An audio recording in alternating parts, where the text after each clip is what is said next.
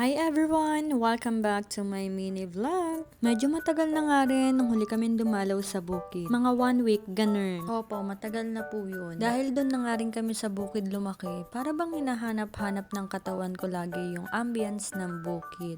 Kaya kahit dito na kami sa bayan nakatira, lagi pa rin kami nagpupunta sa bukid. Lalo na kapag na-stress kami. Dahil wala pa akong sasakyan, ayan, nagko-commute kami papuntang bukid. Simula nga nung nanganak ako, palagi nang sumasakit ang ngipin ko. Kaya naman, before kami pumunta ng bukid ay dumaan muna kami dito sa dentist. Dalaga pa nga lang ako ay dito na ako nagpapacheck palagi ng ngipin ko. Kaya naman, sobrang komportable at tiwala na rin ako kay Doc. Si Doc na ngayon nakaubos ng ngipin ko eh.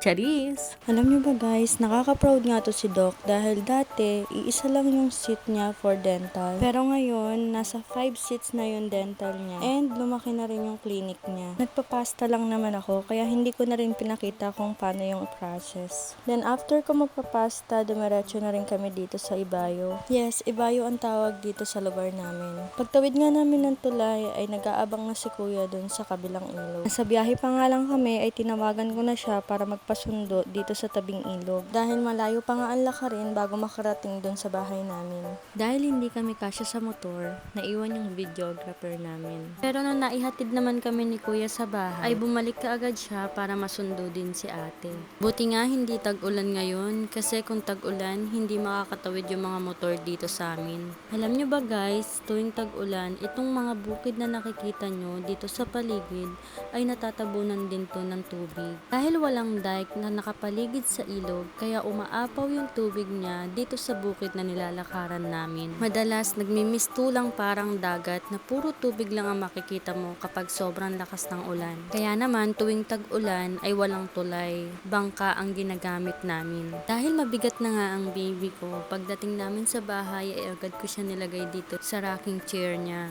At nung nakita nga siya ng lolo niya, na kapatid ni tatay ay agad siyang nilapitan. Tuwang-tuwa sila kay baby kasi parang hindi daw siya 2 months. Every time na merong makakakita sa kanya at pag sinabi ko na 2 months lang siya, nagugulat sila kasi ang laki daw ni baby. Pero sinasabi ko hindi naman siya obese dahil matangkad din si baby. Ang sabi nga ng pedya niya, yung height and weight niya daw is pang 4 months na. Pagkatapos ng paiyakin ng lolo niya si baby, ayan, kumain na kami ng tanghalian. Ito talaga ang pinakamasarap dito sa bukid. Kasi bukod sa madalas libre ang mga gulay, ay napakasarap pa dahil alam mong sariwa yung mga kinakain mo. Kaya naman kapag nandito ka, hindi talaga uso ang diet-diet. Kaya tuloy naalala ko nung high school ako, ang taba-taba ako. Oh, wag na kayo mag-request ng picture ha, wala na akong picture nung high school ako. Gusto nyo, ibalik ko na lang yung katawan ko dati. Charis. Oh, ayan, hindi po ako matakaw niyan ha. Di pa nga kami tapos kumain ay may nakasalang na kaagad si nanay na pansit para daw sa pang merienda namin. Nagpapitas na rin siya ng kaimito dahil ipamimigay niya daw to sa mga kapatid ni tatay.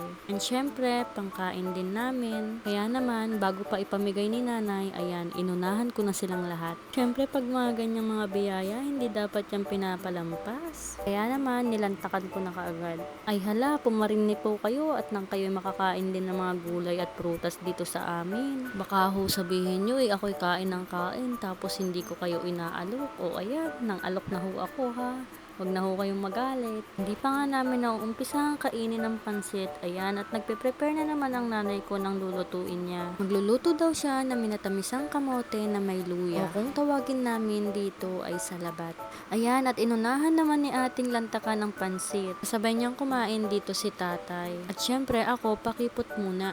Habang ito naman si nanay ay talaga naman hindi napapagod sa pagluluto Habang itong aking anak ay talaga napakasarap ng tulog. Every time na pupunta kami dito, ganyan siya. Maya-maya naman ay naghalo-halo naman kami. At ayan, kumain na rin ako ng pansit. At itong si ate, nag-second round ng pansit dahil ang sarap daw ng pansit na ginawa ni nanay. Dahil may G6PD ang baby ko, kaya hindi daw nilagyan ng toyo ni nanay ang pansit. Syempre, para sa baby ko at para sa akin na rin dahil breastfeeding ako, kaya naman hindi na nilagyan ni nanay ng toyo. Maya-maya nga lang ay nagising na tong aking anak. Kaya naman, naglaro muna kami. Dahil every time na nandito kami sa bukid, ay nako, bihirang-bihira mo lang yan maaabutang gising. Kasi lagi siyang tulog. Sino ba naman kasing hindi aantukin dito ay pagkasarap-sarap ng hangin. Ayan, at mukhang hindi siya natutuwa sa ginagawa ko sa kanya.